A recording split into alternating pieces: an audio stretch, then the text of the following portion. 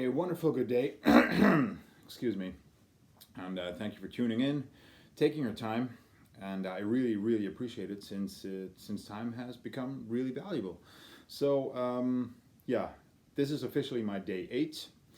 And today I wanted to be talking about a few things that I just stumbled upon, researched, thinking outside of the box of the common, toilet paper and canned food chaos that's going out there, and feeding the fear. And I'll continue to use this phrase, feeding the fear in the viral apocalypse. So instead of feeding the fear, and the fear being the worst virus of it all, because it's like a global panic level that's slowly going up, because we see these numbers. It's like a global countdown till 2021 or something. Oh my God, it's just like with the numbers going up, and as soon as we hit 1 million, something spectacular or like apocalyptic is going to happen, and people will start going crazy. And we can see that already on the amount of ammo, guns that have been bought, and especially I would say more the left is now considering the option, since law enforcement decided to not enforce the law to its fullest. What I read, like in Philadelphia or somewhere else, and I talked about that a little bit yesterday too. But I don't follow it that closely. But what I heard and read is, and by heard I mean somebody speaking about it, not actually reading it. So that in California, in some parts, they will do the same in some areas, depending where you are. So I think that's pretty scary if you come to think about it. So to all you Second Amendment guys who already are locked and loaded, thumbs up for you. But I'm not going to talk about that because I'm not in that business. But I am in the business of thinking outside of the box and considering my area as maybe a botanic garden. Somewhere that I can get some foods and spices and herbs, where others are like trying to get in a line with masks and hazmat suits, with people like coughing and in fucking apocalyptic days in the supermarkets, because those are hot spots. I would consider, like, because there's so much going on, and people touch and cough and whatever, so you don't want to be in there all the time, only to get your necessary goods. And I hope you already did some prepping. If not, I recommend everybody that is watching this right now, go inside and get like a stack of food right now. If you have the chance, also get fruits and a ton of vegetables.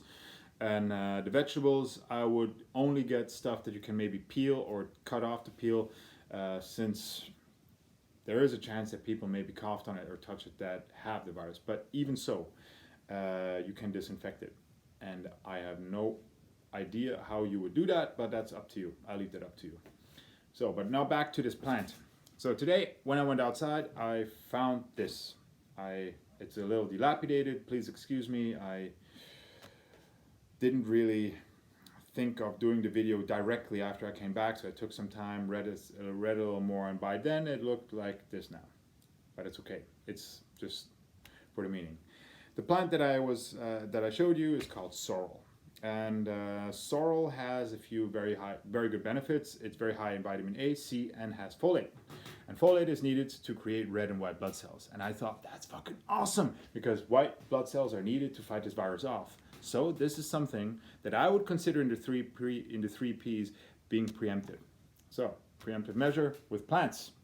Awesome. And continuing in that business, I will start talking more about plants that you can also use, maybe, and look up recipes, maybe like ancient sources or old sources, how to do certain things. I have a few books on wild herbs also. So I'll maybe talk about that in the future some more as well.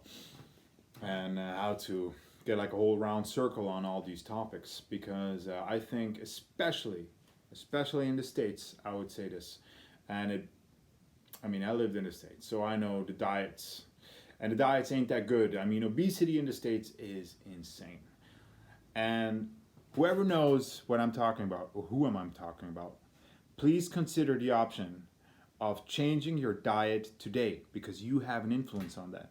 No matter how many guns you have, no matter how much ammo you have, that virus doesn't care about that. You can hold off the people, of course, of giving you that virus, but you also want to be prepared to face that virus. And I'm sorry to break it to you, but this kind of stuff will help you. Not only that, but breathing. Meditating also will get you into the mind, accepting the fate that this will eventually hit everyone. Maybe, we're not sure at this moment. Maybe it will hit everyone. Like they're saying 60%, others only 25%, the others are saying 80%. So it's like just like throwing random numbers. But just to assume, and this is the arrogance, just to assume, oh, I won't get it. I think that's very arrogant because it just leaves you in a very vulnerable position. If it will hit you, you will be so surprised that your immune system, oh my God, what is happening? And then all of a sudden you go into a state of panic, stress, whatever, and everything goes up, up, up, stress goes up, up, up, up, up, and then you're dead, but maybe not directly, but you will have like this, like Darth Vader kind of breathing thing, but only through a little kind of tube because you have to be knocked out and then they feed you a tube or something like that.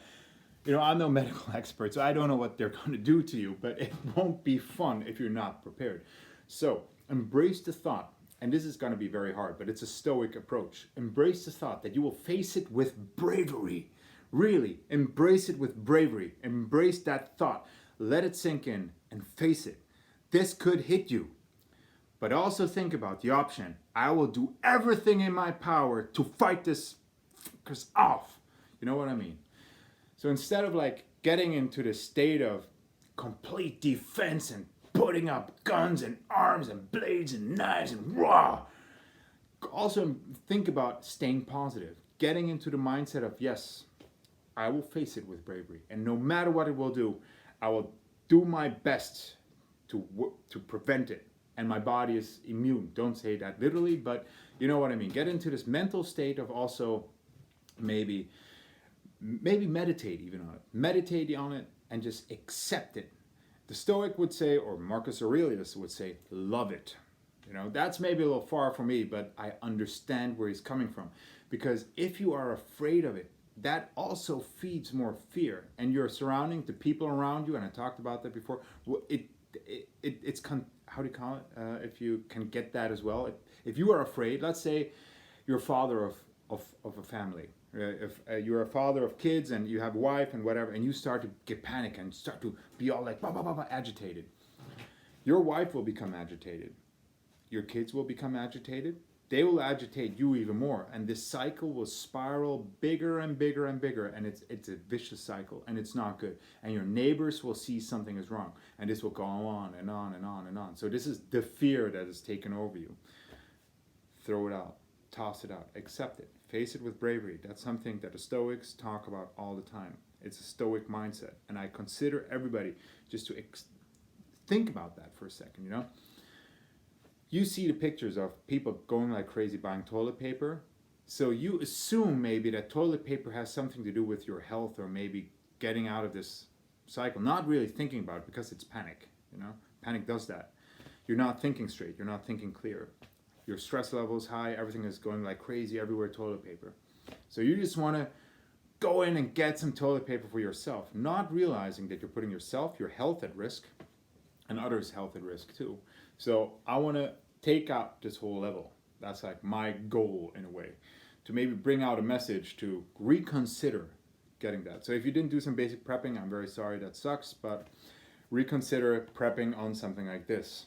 I mean, it's not that good, but it grows outside everywhere. And I talked about this yesterday too. So the benefit of a plant, for example, you don't have to give it water. It gives water, it takes water, whatever, it grows by itself. Let's put it that way. I'm no expert, so please bear with me on that.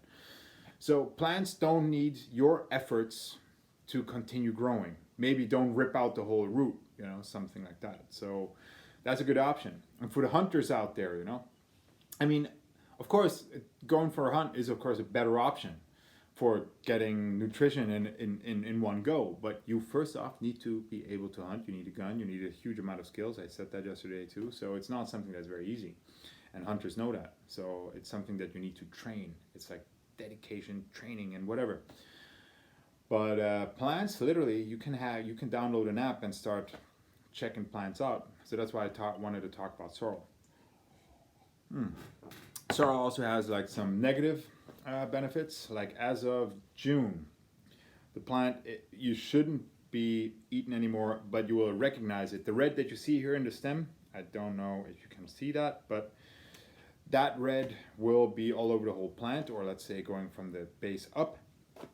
And yeah, it increases, let me get this right, potassium hydroxide. And the potassium hydroxide levels of the plant will create something in your system. I don't know what it's called, but it will start attacking and can even damage your organs. So that's not, don't fuck with that. Don't fuck with potassium hydroxide.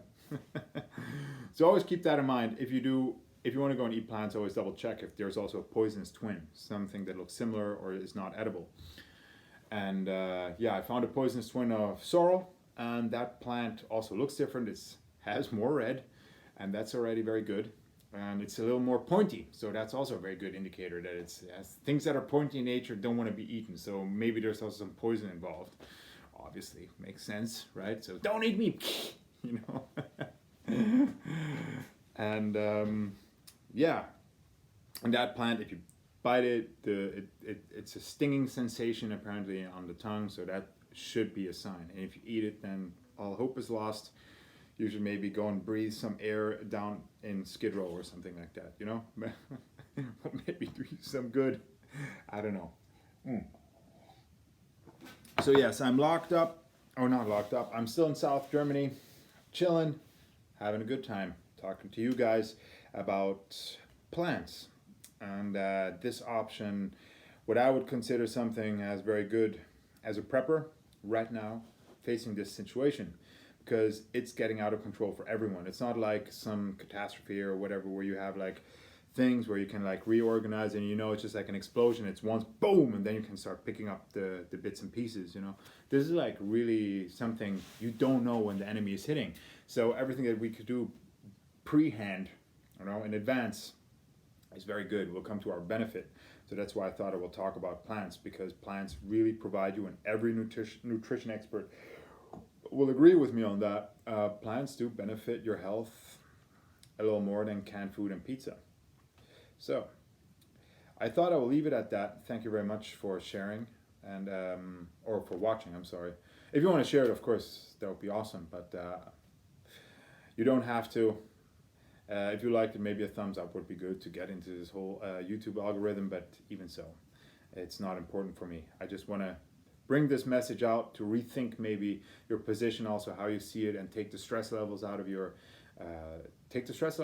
life is pretty much like and start realizing that accepting it, embracing it, and seeing an advantage in a disadvantage is maybe also a key to helping, you know. And because there's always an upside to a downside. There really is. There's no just downside. That never happens. Like, nature doesn't work like that. It's a universal law. To every upside there's a downside, and vice versa. So there's always something that you can take out of, even in worst situations. Like and I bet there are tons of people that had so much shit happen to them and they knew how to grow even stronger out of that. Like the guy that had to chop off his hand because he got stuck in a rock or something like that. It was in Arizona or something like that out there. I'm not quite sure where it was, but he was after that stronger than before and climbed higher and did crazier stuff. So it made him stronger. So I think this kind of attitude we need today, you know, grow stronger out of it. Don't let this virus take you down. So some positive words, some good plans, some fun maybe. I hope you enjoyed it, and thank you very much for watching.